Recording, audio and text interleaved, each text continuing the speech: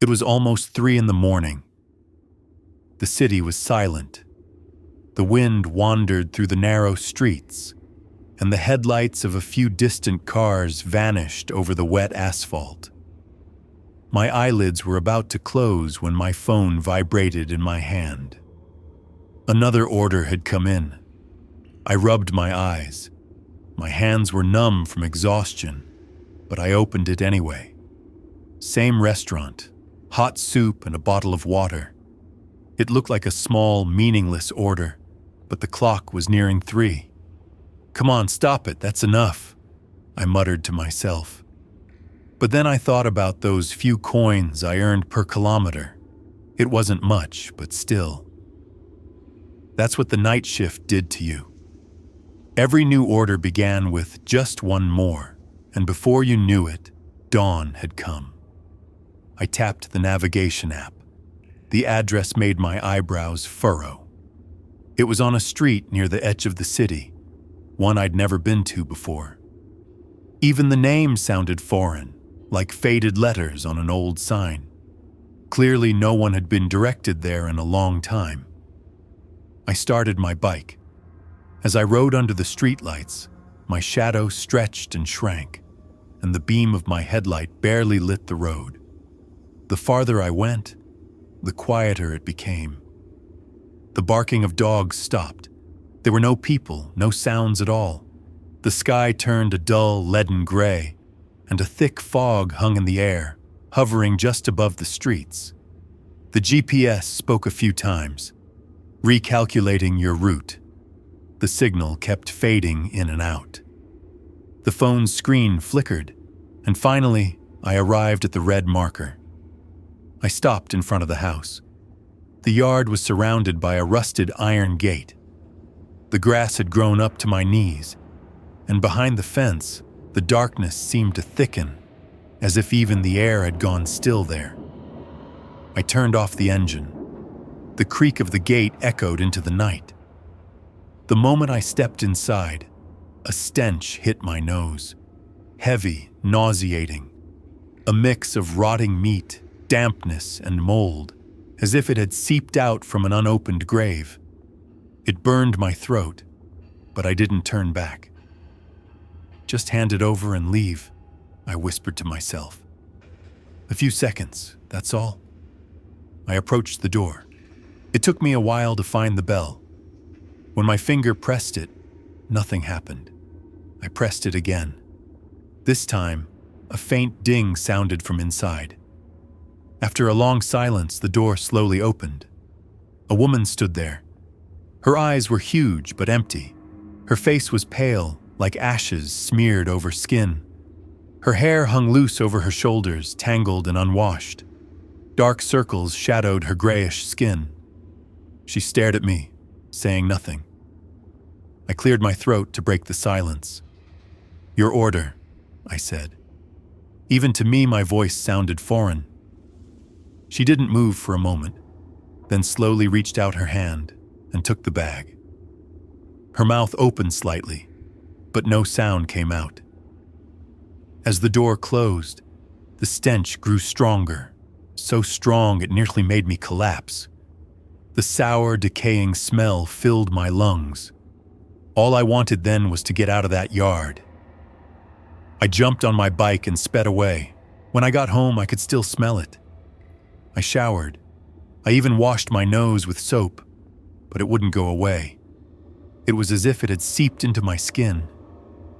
I tried to sleep, but every time I closed my eyes, I saw her empty stare, the slow closing of that door, the darkness behind it. I tossed and turned until morning. The next night was normal. I delivered a few packages, finished my shift. Just as I was about to clock out, my phone vibrated again. The screen lit up. Same restaurant, same order, same address. For a few seconds, I just stared at it. Then something inside me stirred. Not fear exactly, but curiosity, as if something was calling me back. I didn't know why. My fingers moved on their own and tapped accept. I started the bike. The roads were darker this time. The fog was thicker. The city's noises had completely vanished. Only the low hum of my engine remained. Even that sounded quieter, duller. There was no wind. The air itself felt heavy. As I turned into that street, my headlights barely pierced the mist. When I reached the house, she was already at the door, waiting for me, as if she knew I would come. She wore the same dress, her pale skin almost translucent under the weak light. I held out the bag. "Same order again?" I said, forcing a small laugh. She didn't respond. She took the food and closed the door. I had just turned away when it suddenly creaked open again. "Something's missing," she said. Her voice was rough, scraping, as if it came from deep in her throat. "I can't feed him without it." I froze. "What do you mean?" I asked, my voice shaking. "Everything's here. Look." I opened the bag. "Soup and water, just like the receipt says." She stared at me for several seconds. Then, with sudden anger, she slammed the door shut. Inside, something metallic crashed to the floor. My heart started racing. I turned on the bike and sped away. But as I glanced into my mirror, I saw a shadow in the window, long, motionless, watching me. For a moment, even the sound of the engine faded. After that night, no more orders came from that address. For 3 days, every time I opened the app, I caught myself searching for it, expecting it, but it wasn't there. Still, I couldn't shake the feeling that it existed somewhere just beyond the map. Sometimes I even heard her voice in my head. "I can't feed him without it." What did she mean? Who couldn't she feed?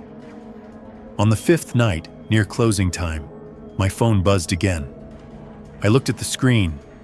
Same restaurant, same order, same address. My heart pounded, but my hand didn't hesitate. I hit accept. There was something I couldn't explain. Fear and curiosity tangled together. Maybe this time I'd find out what was really happening. Or maybe it was just my own stupidity. The air was colder than on any previous night. The fog hugged the ground like a living thing. My headlights couldn't cut through it. The light hit a white wall and bounced back at me. I could barely hear the engine. For a while, I wasn't even sure if I was moving at all. No lights, no people. Nothing, just me and that endless humming. When the house finally appeared, my heart was pounding in my chest. The door was slightly open this time. A dim light flickered inside. My steps slowed as I reached the gate. The air was so heavy I could barely breathe.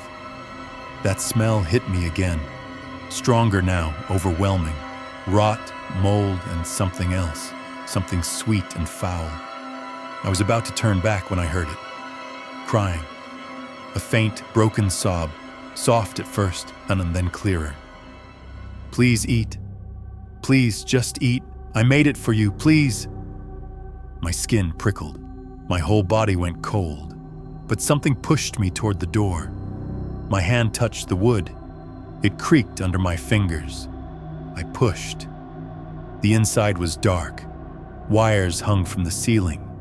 Old newspapers and half-empty plates covered the floor. Flies buzzed around the sour smell of spoiled food.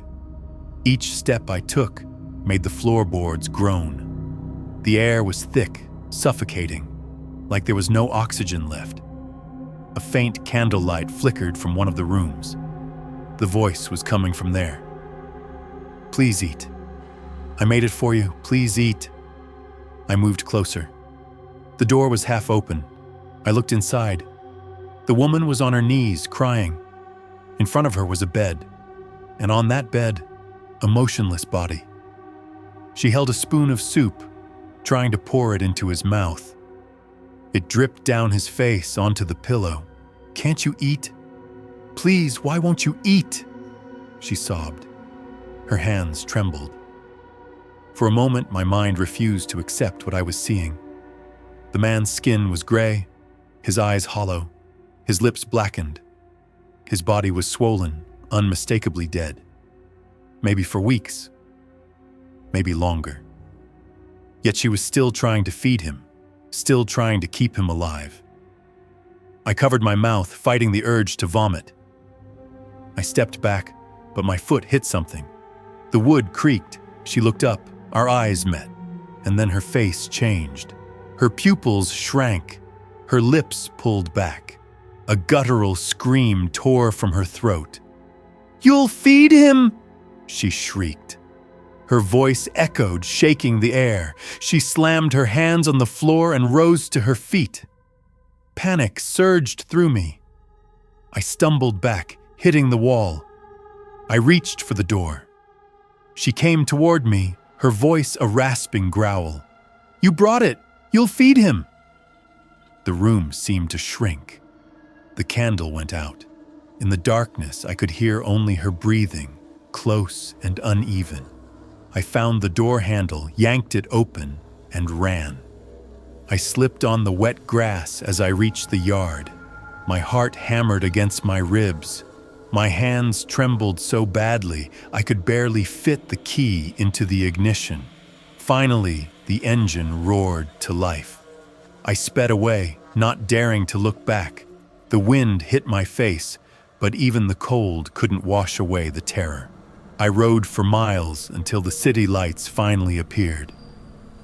I stopped at a gas station and sat beside my bike until sunrise, shivering, replaying the same image over and over. The woman on her knees, the dead man on the bed, the soup dripping from his lifeless mouth, the unbearable smell of decay. The next day, I couldn't rest. My mind kept circling back to that house. Finally, I gave in and called the restaurant. "I wanted to ask about the deliveries to this address," I said. The man on the other end went silent. Then he spoke, hesitantly. "We don't deliver there," he said. "That house was shut down months ago. The woman who lived there, after her husband died, she stayed with his body for days. Then she..." His voice dropped to a whisper. "She died too." The phone slipped from my hand. My knees went weak. I could barely breathe. I opened the delivery app right away, searching for the address, but it wasn't there. No record of it. It was as if it had never existed. And yet the last 3 completed deliveries were all to that address, with my name listed as the driver. The dates? All after the woman's death. After that night, nothing was the same. Sometimes, even now, I hear the notification tone of the app, though I deleted it months ago. Sometimes the screen lights up for a second, showing a familiar red dot, and then faintly, from somewhere behind me, I hear a whisper. "Bring the food. I still haven't fed him."